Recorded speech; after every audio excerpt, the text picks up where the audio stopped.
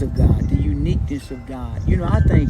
I thank God because, because people as myself who never believed in God, who lived the life of unrighteousness, that God didn't hold that against me. All the things that I did not do right, but I knew they was wrong, He never held that against me. And God is still doing that today. And every day that people live, they don't realize, like I didn't realize, that God is just waiting for His opportunity to bring you back to Him. And it was wonderful how He did it, how He brought me back to Him. And it was so unique. It was so unique, and it was so fast. It was just like the word says, it was a difference between night and light. One day I was in the night, and the next day I was in the light. I woke up.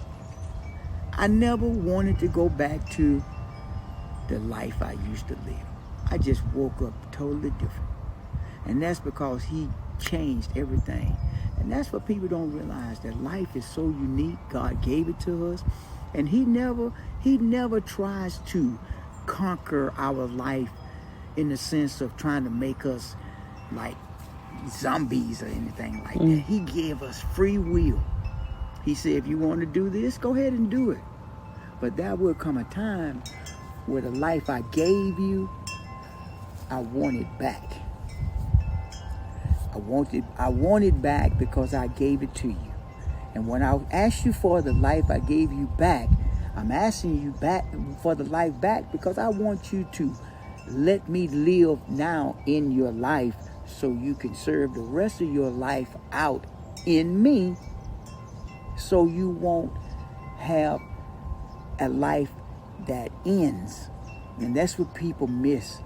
God is only trying to live His life out in us so we won't have a life that ends. Without Him, our life would end.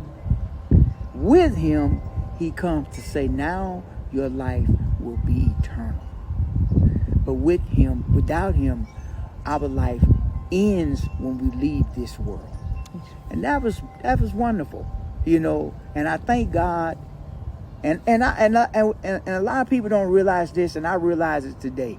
It didn't take me having a mother and a father being preachers. My father was a preacher. My mother was in the church. They were both pastors for 30 years. But it did not take God. It did not take me being raised in a family like that for Him to save me. God is ready to save, and He's seeking out the hearts of people because that's His obligation. He would have saved me anyway. Just like He saved people who went to prison and did something wrong, and He went into the prison and saved them while they was in the prison. The only thing God needed from my parents, that I was raised in a Christian home, He just needed them to nurture me and put some things in me so He could use after He saved me.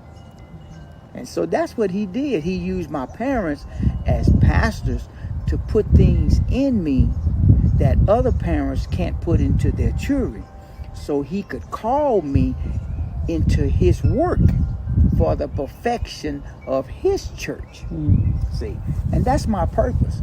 Those of us that have been called into purpose, we're called into purpose for the eternal church of God. And so it's a blessing that God would even take time to choose whether a small, insignificant me, just like the disciples, they asked Him, said, Lord, why you choose me? I'm ignorant, I'm unlearned. He said, I didn't choose you because you were smart. I chose you because of your heart. I chose you because of your heart, not because you're smart. God is not looking for smart people. He's looking for heart people. If you got a heart, that's who God chooses. Amen. God bless you today.